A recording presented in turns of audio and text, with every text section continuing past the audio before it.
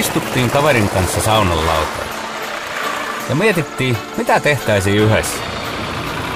Siitä se sit läks. Ajatus traktoriklubin perustamisesta. Ja niin syntyi Karelia Tractors.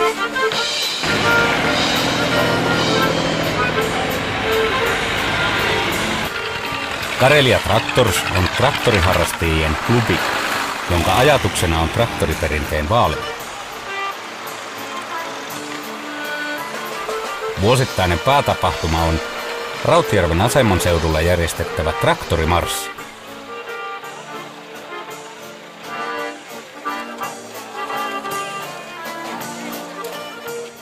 Karelia Tractorsin ja traktorimiesten puolesta sekä naisten puolesta toivotan kaikki sydämellisesti tervetulleeksi tänne Rautjärven aseman seudulle.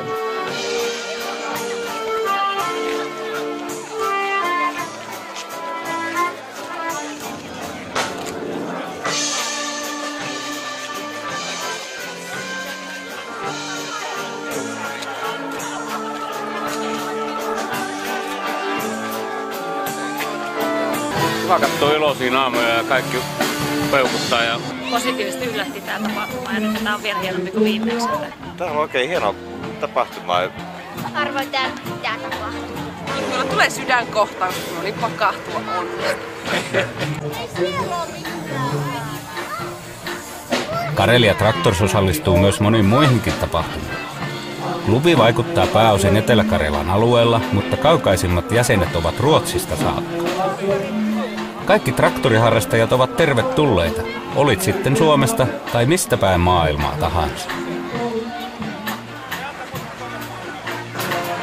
klubin pääsyvaatimuksena ei ole mitään muuta kuin omistaa traktoria.